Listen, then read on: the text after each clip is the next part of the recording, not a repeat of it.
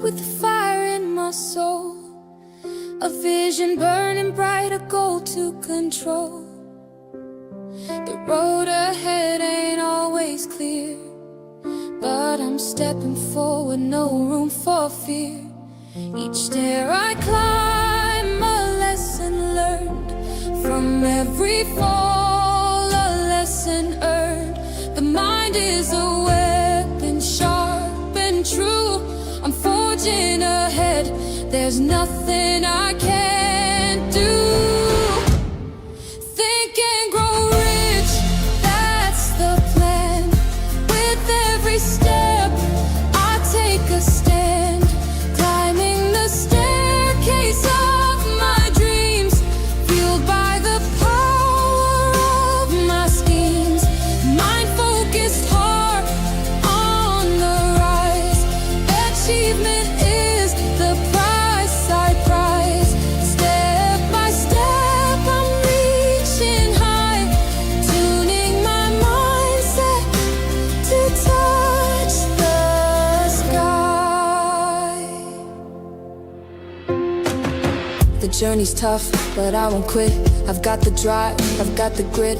Each level up, a new horizon, a world of possibilities in motion. I'm sharpening my thoughts, aligning my will, turning obstacles into a hills I can climb. Still the power of belief, it's on my side. With every breath I'm fortified. I'm not just dreaming, I'm in the fight, turning the night into the light.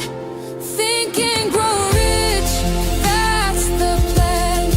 With every step, I take a stand.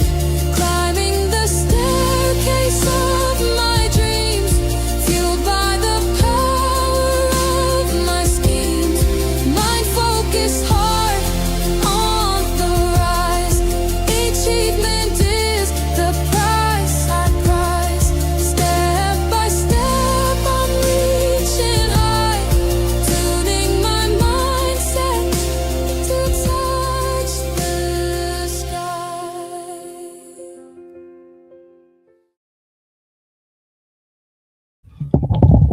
Hey everyone, good morning, afternoon, and in China, it's nighttime. Hello, Charles Caldwell. Hello, everyone. I'm so happy you're here. Kimberly and Nicole, our wonderful sponsor. I'm Leslie Flowers, and this is Think and Grow Rich, Principles, Leadership, and Laws. This is a study we do each Friday at 11 a.m. Eastern. Hello, Christy Williams. How are you, my friend? And Leanna Stock from Duluth, Minnesota. I'm in North Carolina. and Leigh Scheidel is here, also from California. And she will put the YouTube link, if she would be so kind, right, in the comments, just in case. Linky Land, as our intro, outro creator, Aaron Gibson, calls it. It's the nicest way of saying sometimes you have to go over to YouTube to watch these things. So it's so good to see you all, and you can read the comments on the screen. This is a study, so I'm really excited about today because, excuse me, today we're getting into persistence. And persistence, according to Think and Grow Rich and the work that I've done, it's certainly proven to be so, that persistence is the sustained effort necessary to induce faith. And why would we want to have faith? What are the things you have faith in right now? Please drop those in the comments. Right now, do you have one thing in faith? I have faith in God for sure. You probably or might also. What are the things that you have perfect faith in, that you would go toe to toe with anyone? It could be about your ability. It could be about your virtue or your value, whatever it is. So let's see what you have perfect faith in. And when you are persistent, that's what breeds and takes you through the principles of success, which I'm going to show you in just a few minutes. So this is a study, and we're coming in, I believe this is week 8, if I'm not mistaken. I'd have to quickly look at the PowerPoint, but we'll know when we get into the PowerPoint. And we'll take a look at why persistence is one of the 2 principles that absolutely will be present for achieving great success. Those 2 have to be there. There are 13 principles, and the more you use, the more easily you can get into achieving what it is you want with as little anxiety as possible. And that's what this work is all about. So, okay, so Nicole says she has faith in God. And Leigh Scheidel also says that. Hey, Jason Forehand, we're answering, what do you actually have faith in? Right? I have faith in God. I mean, absolute faith. Don't even try to convince me that there's another way to look at it. Or, you can have your own way, but for me, God and the universe are one omnipresent bundle of energy of love. Always want us to be successful, but takes orders from what we think and what we say out loud and to ourselves. So let me play this song for you. This song is from the musical Carousel, and Napoleon Hill would have been alive. I believe this was 50s. And it's my all-time favorite musical, and I hope you enjoy it. And then we'll get going. Come on in.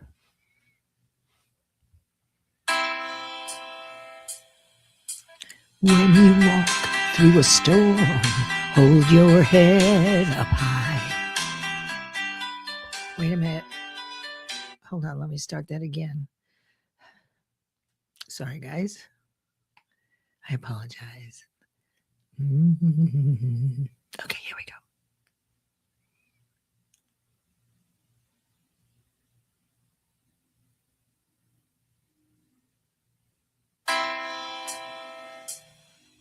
When you walk through a storm, hold your head up high. Hold your head up high. And don't be afraid of the dark. I only practiced this once, and it shows. At the end of the storm, there's a golden sky and the sweet silver song of the lark.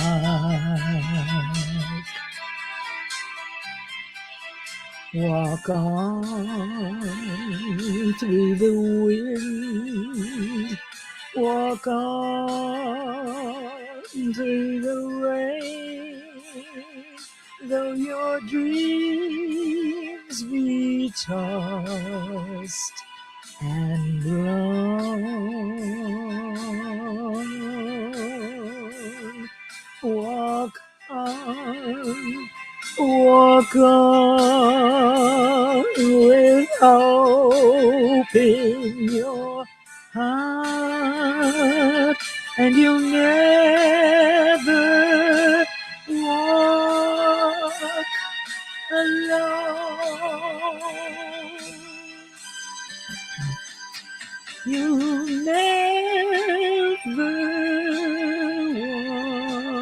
walk alone.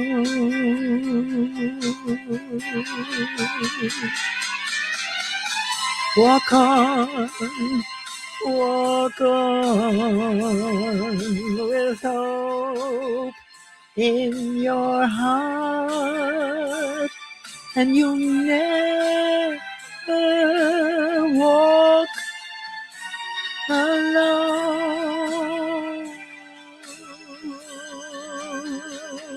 You'll never walk alone.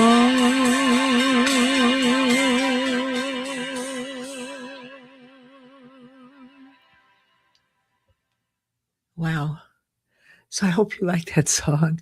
I only practiced it once and it's been a long time. So no excuses, just telling you what's so. And I love that song. So here we go. Let's see.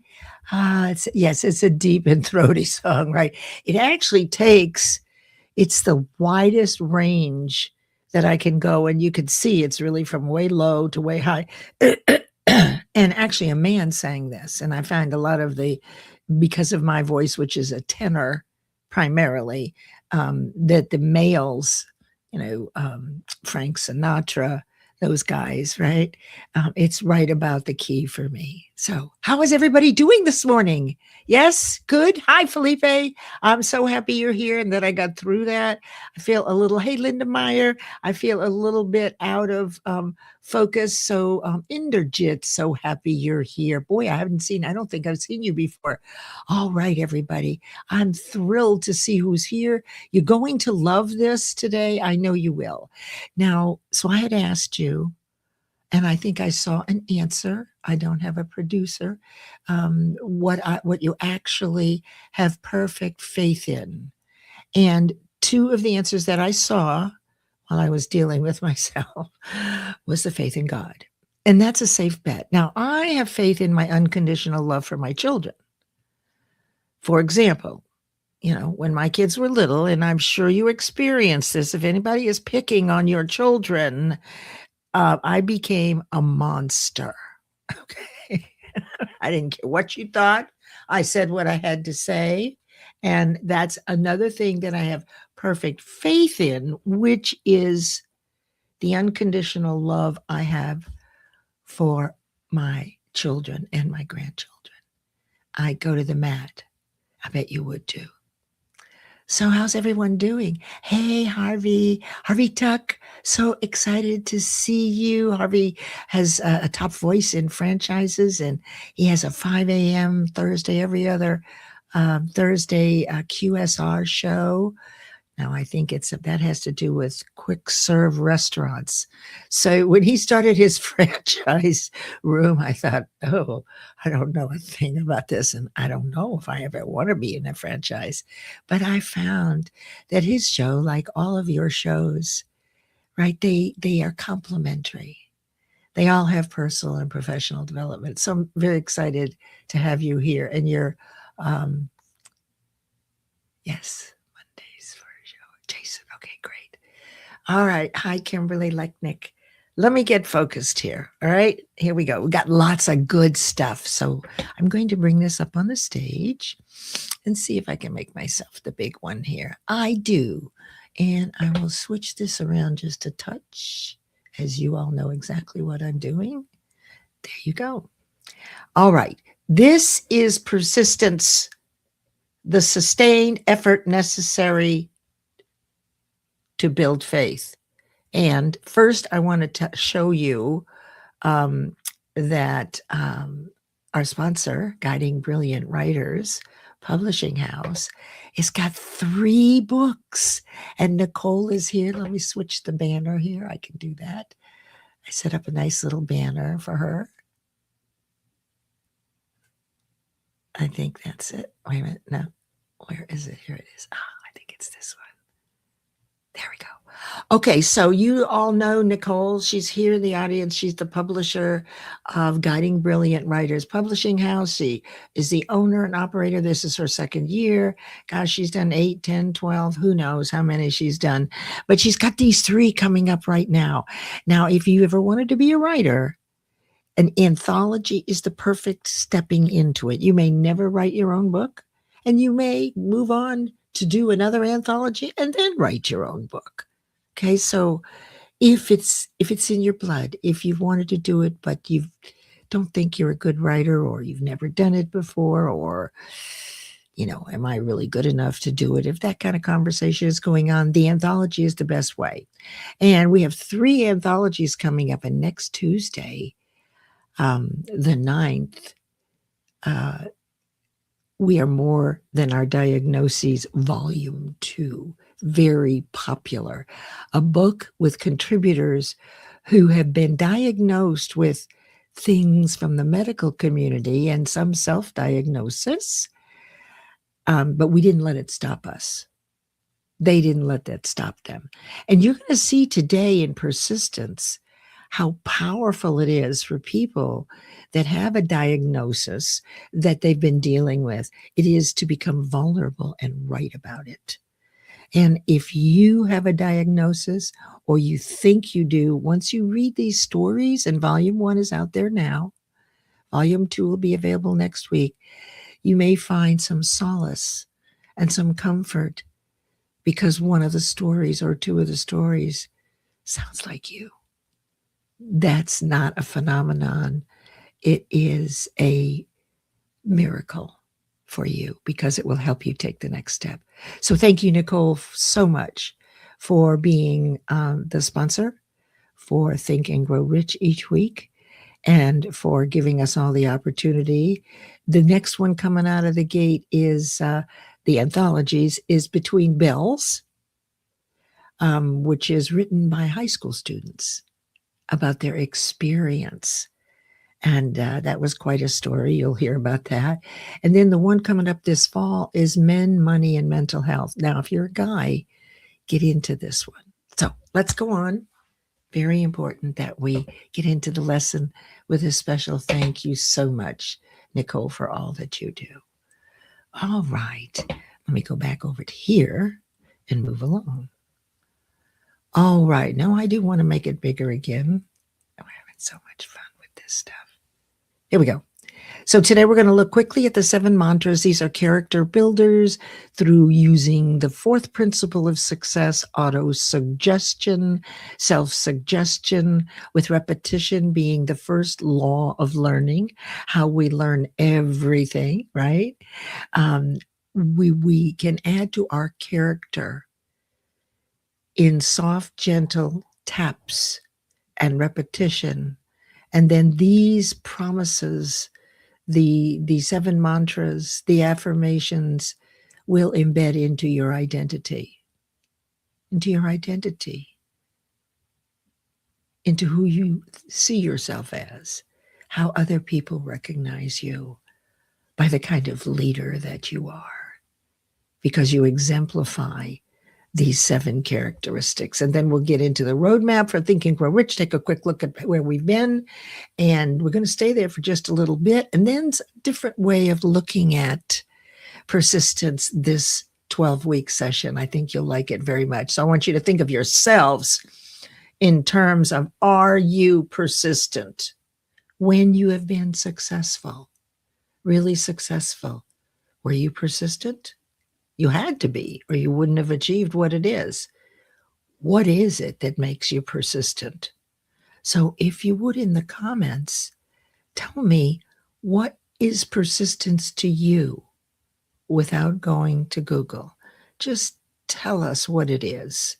Or you could put something that you did that required persistence, because we're going to look at some people that have this unique character element expanded.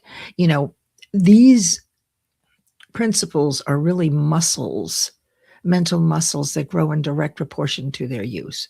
You could consider it that way. They expand and contract based on one of the 7 universal laws, the law of vibration, which says everything is growing or disintegrating. And we've talked about this before. And then we are going to do a meditation. Get ready to come to Alice in Wonderland. Okay. And we'll do some visualization and we'll lock in what you've learned, because there's a lot today. All right, let me look here and see. Oops, I can turn this on. I don't want to miss anything if you can. Oops. All right. And this will be, I thought we said we wanted it wide. Okay, it is wide. All right, let's see who else is here really quickly. Excellent. Sharon Rose is here. I'm so excited. Remember, Lisa Fevick is here. Hey, Lisa. Get to know the people here. You guys mean so much to me. And the fact that you keep coming back tells me that I am saying this slightly differently. Yes. And okay, there we go. And Felipe says, faith in God, family, and myself. And you have perfect faith in yourself. Is it in all areas of life? Do you have more perfect faith in business than you do in family or relationships, or in health and wellness, or across the board? Right? So, hey, William Rochelle, be thinking about that. What is it you have perfect faith in? What is perfect faith? What does it mean? People say, well, have faith in this, have faith in that. We know that faith grows based on repetitive thinking. So we know that. We learned our multiplication tables that way, in spaced, consistent intervals over time. On purpose or not, that is how the information gets from your conscious to your subconscious, through repetition. And once it gets into the subconscious, that's your programming that everybody's talking about. That's the tapes that are being played. And they are conducted by your 6 basic fears. And they're loudmouths. And they are strong because you've had these things happen to you. And you remember them. And when you remember them, you feel it again.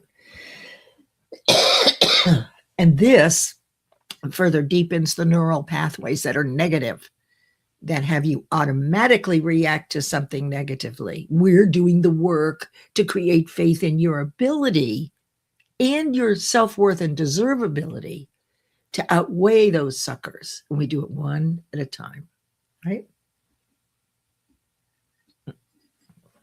Okay. We'll look at upcoming events. And these are the 7 mantras. Now, I'd like for you to read them out loud or to yourself every week. And these are the elements of character. And I'm not going to read them all, but look, they're about being your word, being in integrity. It's about being the one who takes the action, even if somebody else said they wouldn't. It's about completing what you said you would. But if you don't, cleaning it up and remaking the promise again. It's about staying focused. Focus and concentration is so depleted with the bombarding of sensory overload elements in our society, yet we've got to go back to focused. And that means not allowing other things to interrupt what you're doing and setting boundaries. Being motivated, not expecting other people to entertain me, but to actually be hungry and thirsty for new information. Now, in university, when we would present in university, it's 80% content, 20% entertainment. But now those have flipped, you've noticed. It's now 80% entertainment and 20% content.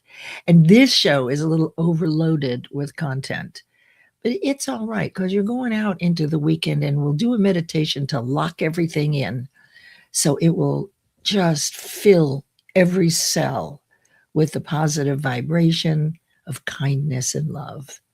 And being motivated, which I had just said, also being trusted. When we break our word, when we say something that was confidential, or even we question, maybe we shouldn't have said it, take ownership and tell the person right away. It's not easy to do. But pretty soon, you won't gossip or tell things anymore, because that's an uncomfortable completion. And then remember that what you're seeing in others is a direct reflection of yourself. So if you look for the greatness in other people, because there's greatness and not so greatness in everybody. Our default neural pathway is what's wrong with them. What did they do wrong? What's wrong with their clothes? Right? We're looking automatically, and you can't look for greatness and things you don't like in the same moment. So if by default, you're automatically looking for what's wrong. So we can teach ourselves using the same repetitive process to look for the good. And pretty soon that's all you see. It's true. I mean, you'd have to do something wild for me to find something wrong. Right? Everything you do is perfect. So those are the mantras. Through affirmation, you generate them as though you wrote them. Okay. Not that someone else is saying them, but you are. You're generating them. This is part of visualization, generating thoughts in a way that elevates the amplitude of your cellular vibration, because that is how the universe knows what to send you. Whoever you're being, however you're vibrating the most, you will receive its match, both up and down. All right, here we are with the Think and Grow Rich roadmap. Let me scroll down here briefly because I can't watch both very well. Okay, Russ Hedges here. Hello, Russ. Hello. Thank you for saying hello to each other. Ask questions. I said hello to William Rochelle. Hey, hey, hey. Oh, Jeremy Burdick is here. Okay, this is interesting. Let's see what this is. Hebrews. Now, faith is confidence in what we hoped for and assurance about what we do not see. Oh, that's beautiful. Yes, Kimberly, thank you for that. It reminds me of kind of the way I look at things I don't understand now. It's quite different. When I was younger, it was like, if I didn't know about it, or I didn't agree with it, or had never heard about it, or anything like that, I would just automatically cross it off. But now what I know is, just because I don't know yet how it works does not mean it's not working. That's what this reminds me of. Thank you so much for that. All right, we are up to persistent as I quickly scan through. Everybody saying hello. All right, good. Let's see. Nicole says, it's challenging for me to keep perfect faith in my abilities. I am definitely a work in progress with this. That's right. That's right. You're aspiring to this every day. You'll never reach. The idea is not to reach it. It's like the journey, as people say. You aspire to get better and better at this. As you get better in faith in yourself, you second guess yourself less. And when and if you do, it's brief. Whereas if you think back, there are probably times when you second guessed yourself and tortured yourself for a whole day or more. How many people have done that? Right? I must have done something wrong. Okay, so I'm gonna, I think we can see this. Okay. This is a 12-week course, and you know that the first 2 weeks are vital. You do not begin this linear learning process unless you understand definite purpose. And that is finding one thing that you're compelled to do that you've never done before, that you could go up against any fear and you would do it anyway, that you may have failed at before, that it's on your heart, that you're willing to go to the mat for it, and it's only one thing, and you'll stand in the face of adversity for it. In my work over 18 years, we used 12 weeks as the amount of time because people stayed focused pretty well and motivated for 12 weeks. Some goals are much bigger, and they still were broken into 12-week intervals, and you would start at the beginning and then whatever came next, etc. And so when you have a definite purpose, then you may begin with the principles of success. And the first one is desire. Falling in love with whatever it is. It's the starting point of all achievement. But remember, you have a definite purpose, one goal, something that just compels you. It drives you. However, the work on it isn't heavy. You really only do 1 or 2 tasks a week on the way. And the reason for this is because you're attracting people and opportunities as you move toward this goal, as you think about it, as you take 2 steps toward it, as you complete 2 tasks. And along the way, you're now at a higher level of awareness, and you would select 2 different tasks this week for next week than you might have when you first began. In the meantime, through repetition, we move into faith. Now, persistence is the sustained effort necessary to induce faith. The two principles of success that must be present are desire and persistence. Of course, you've got to have a definite purpose. All these other ones are good to haves, and you will actually accrue them.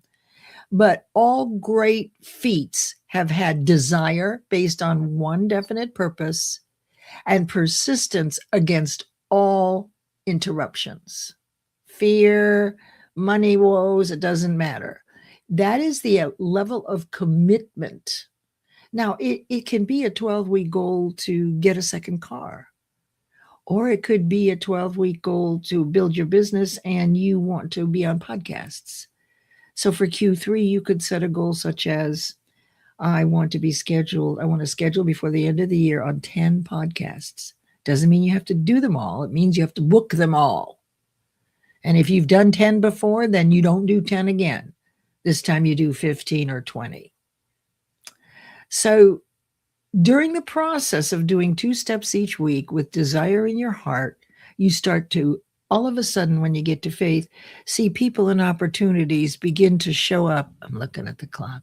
Begin to show up that look like coincidences. How did they know? How did you know I needed this? You're the perfect person. You have the right answers. Because what you want is moving toward you at the same velocity you're moving toward it. So if you're in action, in the right vibration, working on the thing that you want, the thing that you want is coming to you by way of people or opportunities. Another reason to not schedule every step in setting and achieving a goal. You've got to leave room for your growth and for the universe to send you what you're wanting to complete the thing. The universe and God is your partner. And if you set out every single step from start to finish today, let's say in 3 months to have X, then anything that God or the universe has sent you, you're not paying attention to. They walk right by because you're very busy making sure you're going to hit that next milestone. But we are either growing or disintegrating in knowledge. So we build faith. How do we do it? Through autosuggestion, self-suggestion. Repetition is the first law of learning. We do it in spaced consecutive intervals over time. So in my programs, we'd have a class on Monday and an accountability call on Thursday, and then back together on Monday. And that accountability call was there to assess, well, how are those 2 steps going?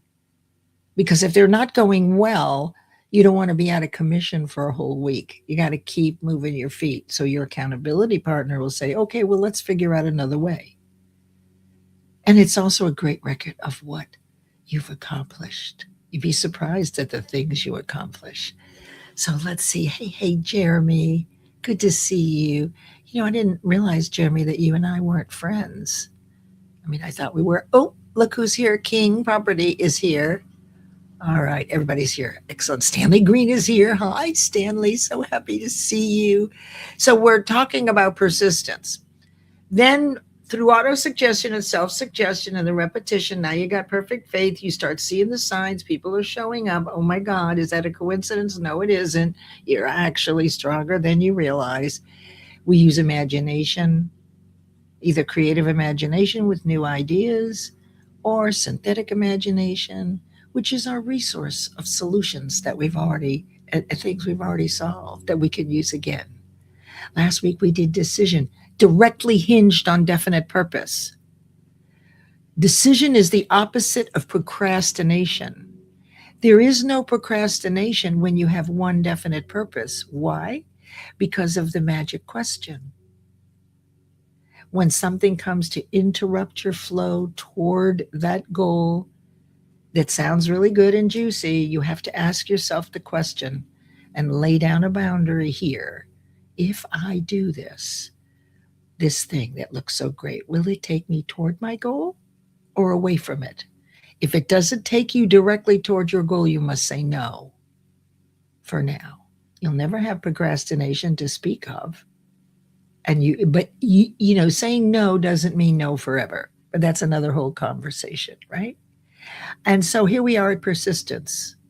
And then next week, we'll look at our sixth sense and our intuition. Very important. And then after that, we'll look at the subconscious mind. Okay. Do we have any questions? Let me just make sure. Yes, I see. How are we doing on time? Excellent. I need a new mouse. And then. What you got going on this weekend? North Carolina is like 50 or 60 in the morning. And then it's 90 this afternoon. Yes, Kimberly says we're all a work in progress. It's like you don't need to see to believe. Well, you do. That's empirical evidence. When you see something show up over and over and over again, to me, that's proof. That is giving it a chance. That is, to me, understanding that because I don't understand exactly how these things work yet, because I will, right, doesn't mean that it's not working. It just means I don't know yet. Oh, hi, Linda, you're driving. I love that. Thank you for checking in, my friend. Let's just see here what Harvey says. Distractions and the noise that we live in is one of the biggest challenges to maintaining persistence for me. I want to say a big thank you to you, Leslie, for doing this every week for everyone. You're very kind. Oh, gosh. You care about everyone around you. Glad to know you and appreciate the work you do. Gosh, thank you, Harvey. I hadn't read that, so thank you very much. I appreciate you as well. Oh, hey, Ronald. Good to see you. Ronald Henderson is here. All right, let's move. Oops, I got to push over here. Okay. Persistence. All right. Now, on the left-hand side is what Napoleon Hill says is the definition of persistence. Well, this is supposed to get smaller. There we go. Okay. So it is having definite purpose, desire, self-reliance, definite plans to begin with, accurate knowledge, cooperation, which can be accountability, your collaborative partners, willpower, and habit. Now, over on the right, these are the stories, primarily from the introduction and desire, about lessons in persistence. And I want to tell you the stories and the lessons again, because they show up in different chapters, but these people were the epitome of persistence, okay? They had their definite purpose. There was no question about that. They fell deeply in love with it. And every one of them, and they're no different than you and me. But what they had was that definite purpose. They were compelled. They were driven. And look, they were a little obsessed. It doesn't mean that you have to focus your whole life on that definite purpose, but it does mean that nothing gets in the way. So you will put in whatever is necessary. You determine that. And you only need to look at these people, and I'll make myself big again, just in case the AI clip catches a good one of me. I'm having fun with these now. But I will tell you the first person. The first person you will remember in this lesson, Edwin Barnes. Edwin Barnes lived north of Thomas Edison, and Thomas Edison was the country's greatest inventor. And Edwin Barnes decided, had a wild hair, creative imagination, whatever happened, the idea popped into his mind that he could not let go of, that he was going to be a partner with Edison. There was no question, maybe I will be, maybe I won't be. And he picked out the first two steps. That's all you need. Because he didn't know Edison and he had no money. But he had to get to Edison to put him on notice that he was going to be his partner. Like a little obsessive, a little crazy. His wife might have thought so. But what did he do? Didn't matter that he didn't know Edison. Didn't matter that he didn't have any money. He hopped a rail car and rode blind baggage right? And arrived at Edison's door and said to him, I'm here to let you know that I'm going to go into partnership with you. Now think about yourself. What would you think if someone did that? First of all, he probably looked like a hobo. He'd been riding blind baggage. He might have smelled. Maybe Edison thought he would go get him some food. Maybe that's what I would do. I don't know. But later on, Edison did hire him right then. And later on, when someone asked him about it, he said there was something in his eyes that he had already made his mind up. And that's why I hired him. So Edison there used his intuition. He was able to exclude his natural, or what our natural reaction without thinking would be of a person who looks like this at the door. But it was the look and the way Barnes said it. I am going into business with you. I will do it. And then he proceeded to sit and work as a clerk for 5 years before his opportunity came. What have you done? Put in the comments something that you've worked on for 5 years in a row that you didn't give up on. Maybe it's a language or a trip or university, whatever it is. Do you have that same kind of persistence? And what did he do during those 5 years to keep the dream alive? Put your answer in the comment. What would you do from our work that would help you keep the dream alive until it came true? And keep moving your feet. Okay, that is the first one. Checking the time here. The next one is R.U. Darby. Now, he was in 2. R.U. Darby was featured in 3 Feet from Gold. Okay, that's the story, and there's actually a book about it. This particular story, mid-1850s or so, panning for gold and mining for gold in Colorado. And R.U. Darby from Virginia decided that he was going to go and stake a claim. And he did. He borrowed money and went and bought the basic tools and worked the claim and brought the ore in and actually found that he had a strike. So he covered up the mine that he had, and he went home and borrowed a lot of money from family and friends, took everything back and started doing some real mining, right? And he was almost paid back. He had been bringing gold in to the surveyors, or not the purveyors, wherever you do, right? And making money. He was so excited, and all of a sudden the gold vein dried up. And they went on, and finally he gave up.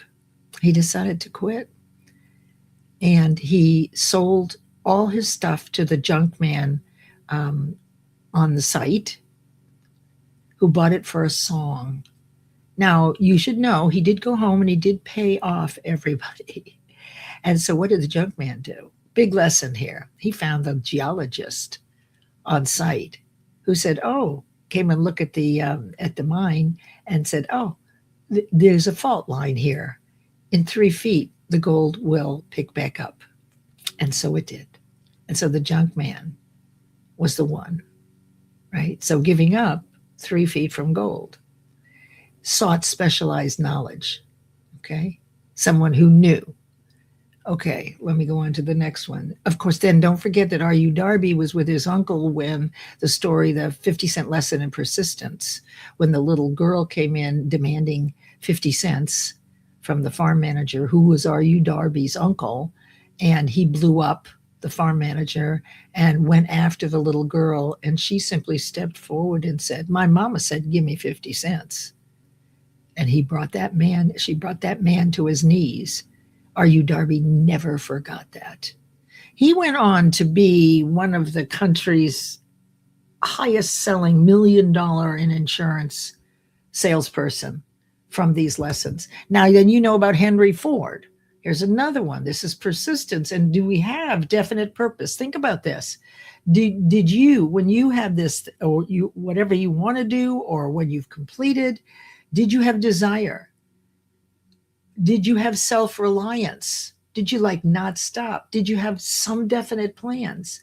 Did you seek specialized or accurate knowledge? Did you find partners for cooperation? Did you have the willpower, the thought power to not allow fear to interrupt you? And did you create all this as a habit? So Henry Ford, who was not an engineer, wanted to go from the 6-cylinder to the 8-cylinder engine. And he was a pretty stubborn guy. And he brought in his engineers and he said, I want to go to 8 cylinders. I think it was 4 to 8 or 6 to 8. I don't know. It must have been 4 to 8, 4 to 6, whatever it was. And they went back to the drawing board. And 6 months later, they came back to Henry Ford and said, we can't do it. I think it was 8-cylinder. I think, I don't know, it should be 6. Someone in the audience will know. Which was it? Do you remember? Was it 6 or 8-cylinder back then? All right, let's see. All right, I don't know that I see anybody who knows this. Hi, Josette. Good that you're here. Okay, anyway, the 6 months later, they came back and to him and said, oh, we can't do it. We've been working on it for 6 months. These are his engineers. He said, go back and do it. He knew that any idea you get will be created. Everything is created in an idea. Now, in the meantime, people were trying to get him to paint his cars something other than black. He refused. Other people were saying, well, you should, improve the model. No, he wasn't going to do that. He was very stubborn. 6 months later, so a year after being given the task, they came in with the 8-cylinder engine. I see Aaron Gibson is here. That's nice to see. Good to see you, Aaron. And remember that the intro and outro were done by Soul Media Live Productions and Mr. Aaron Gibson. All right, so that was Henry Ford. Insisted, persisted, didn't change the color of the cars, didn't upgrade the model, and didn't let the engineers tell a non-engineer that they couldn't have an 8-cylinder engine. And eventually they did. That's all ideas start with, the visual image and visualization. And then Fannie Hurst. I have to tell one about the women, looking at the time here. So Fannie Hurst, about 1920, from Ohio, went to New York to be a writer. And for 4 years, she walked the streets of Broadway. She submitted her stories and was rejected. In fact, one magazine rejected her 24 times. Now, look, most people, if they had gone all the way to New York and they got more than 1 or 2 rejections, they might go right home with their tail between their legs saying, well, I wasn't very good. I failed. I'm not very good at this. She did not. And after 4 years, it was like Broadway, the universe gave up. And she received the largest advance for a book not even written for a man or a woman, $100,000. But it took 4 years of persistence. Would you last 4 years? Would you last 5 years? And then after that, the movie people came in and she made all sorts of movies and made a ton of money. So those are some examples for you. Now, we can also look here at the last 75 years. She said if she could get this big enough, there we go. And so I brought up these 5 people, and I guess the question is, they're definitely masters of persistence. Oprah, Musk, J.K. Rowling. I mean, J.K. Rowling alone was almost on welfare, right? She wrote the Harry Potter series. Nelson Mandela in jail for Humpty Dumpty years. And Sarah Blakely, I don't know a lot about. But the question is here, they mastered the money part, but did they master themselves? What about their character and their integrity? Are they money first, people second? Do you see them that way? Or do you see them as people first, money second? When push comes to shove, which are you? Every one of these people had these skills, but were they happy, healthy, and wealthy? I don't know. Do you? Hi, Wendy, Ulette, and also Charito. So those are examples, current examples, and really look at them, because we know, and I know now, which I didn't know before. Let's see if I can get this back over where I want it to go.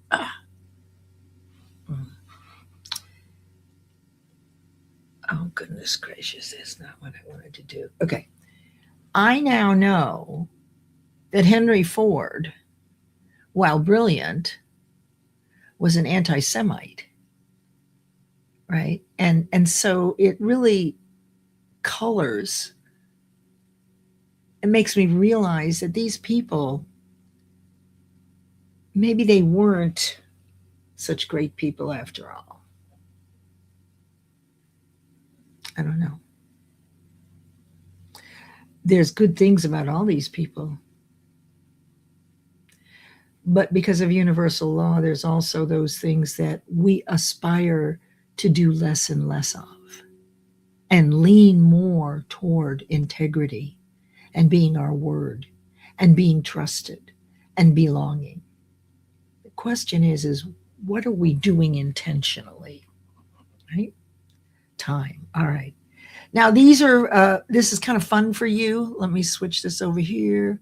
So these are the 4 steps to ease the flow for yourself in developing your own persistence. Persistence is a muscle that grows in direct proportion to its use. For those of us who do live events, we persist. We persist. We do it. I mean, I missed one a couple of weeks ago, but honestly, in a couple of years, I don't think I've missed more than 2 of my 2 lives each week. There's just something that drives it. And the something is that any one of these Friday sessions can light up your world. Once you get clear on one of these things and you latch onto it like a newborn baby. You've got to have definite purpose and a burning desire. Okay? That's desire and purpose. Then you have to have a definite plan where each week you set out 2 to 3 tasks. And then the following week, what are my next 2 to 3 tasks? And all along you are visualizing yourself already having this thing and enjoying it.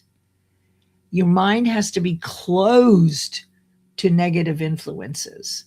So this purpose and your desire must be able to stand in the face of negativity and not have you drop out. It's pretty significant, like unconditional love of your children. That's one that never would put me out. And then have an accountability partner. Somebody that thinks somewhat like you as your partner, that if things aren't going well or they are going well, that when you speak to them, they get it. So those are 4 steps that to make sure that you have these things in place before you begin, and take a breath that you don't have to map out every step. There's a freedom when you only do 2 steps a week. It's like you're wide open to the universe. What am I going to do next? Who's going to come into my space? What opportunity is going to take me directly to my goal? Or what opportunity is going to interrupt everything and I'm going to have to use that boundary and say, not right now. Now, coming from desire, I want to go through this really quickly with you. It's in the chapter on desire. Now, you know what? I won't do this. I'll save this for next week. Well, I will. I'll tell you what this is. Out of the chapter on desire, there are 6 definite practical actions to take what it is you want and bring it to fruition. First of all, there's going to usually be money required. So first of all, imagine in your mind how much money you'll need. Then what services are you going to give? Because you're not just going to sit back and say, give me money. You've got to be working in the world and giving to keep things flowing. By what date will you possess the money? And you've got to stick your neck out here because you don't know. You're just saying. And it has to be more than you've done before. You start right away with your first 2 steps. You write out a clear statement in the present tense of items 1 to 4. I'm so happy and grateful now that it is Christmas 2027. and I have $750,000 put away for the house at the beach that I want. The services I give in return are line editing manuscripts for guiding brilliant writers, publishing as an example, teaching new people that want to open a live show. I'll spend a month or so with you and show you how to begin so you can start your own live show.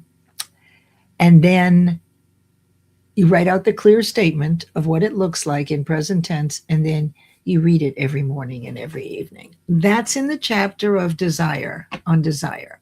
So that's pretty easy to get to. So which is it you're going to choose intentionally to create for yourself? Oops, let me fix this. Darn. Well, no, I'm going to turn it off right there. Okay. Because either you're aspiring for wealth consciousness or poverty consciousness. Wealth consciousness sounds like I'm so happy and grateful for receiving money from unexpected sources, as opposed to I can't afford it, I can't afford it, I can't afford it. Say what you want it to be. Choose. You have to have a wealth mindset and that vibration for wealth to come to you. So you must achieve things that you didn't know how to do that restores and builds faith in your ability, which you might not have thought you had, and your deservability. Next Friday, we're going to look at the sixth sense and leadership development. We're going to review again where we are in our developing elements of character in our leadership style. Next Monday, on June the 8th, Catherine Chadwick will be with us for Mind Over Matter Mondays. And now, my friends, let us do the most wonderful meditation, shall we? I'm going to shut this off. And let me show you this. Bring this up really quickly. Here we go. Okay. Here we go.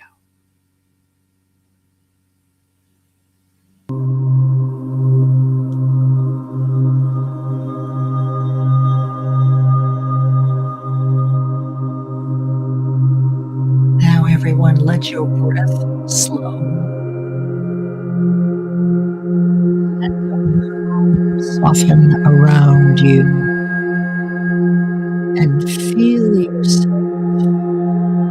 drift back into the story you are reading. You're holding Alice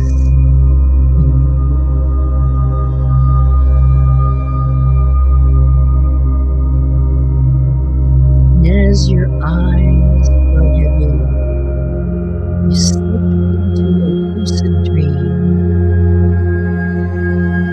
Find yourself walking through a mushroom forest.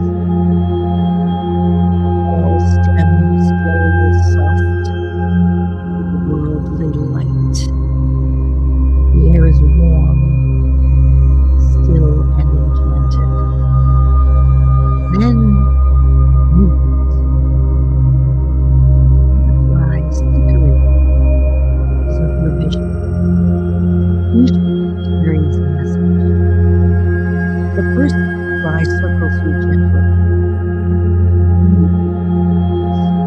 Who held a single idea with such persistence, it recognized his destiny.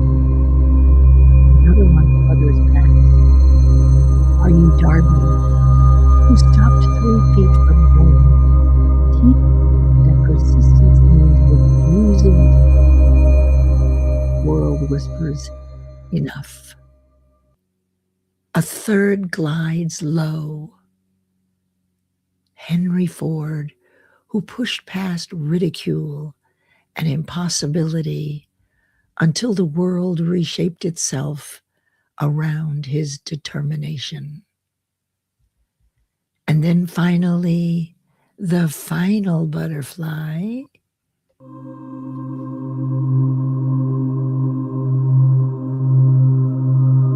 Fanny Hurst, proving that sustained effort, held long enough, reality. As they dance around, feel the principles of thinking are rich, rising like a quiet inner drumbeat. Desire, faith, auto-suggestion, imagination, decision, persistence. Each principle a stepping stone, each one a reminder that persistence is not strength, it is steady, chosen, emotional commitment to your dream. A soft sound in the road begins to pull you away. The butterflies fade, the forest dissolves. One final call lands gently in your mind. I can choose a wealthy mindset or one of poverty. And I choose wealth. Eyes flutter open. You smile. You close the book. Carrying the dream with you into your day.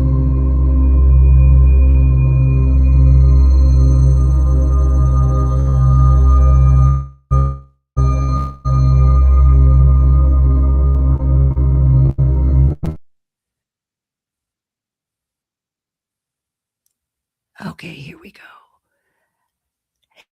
Hey, everybody. I hope you liked that little saunter through Alice in Wonderland. Remember all these wonderful things. Watch next Tuesday for the launching of Guiding Brilliant Writers Publishing House. We Choose to Be More Than Our Diagnosis, Book 2.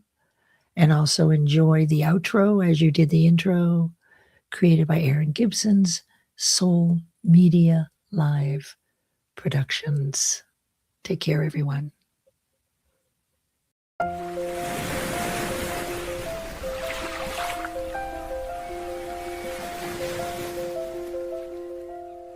I woke up with a fire in my soul, a vision burning bright, a goal to control. The road ahead ain't always clear, but I'm stepping forward, no room for fear. Each stair I climb, a lesson learned. From every fall, a lesson earned. The mind is a weapon, sharp and true.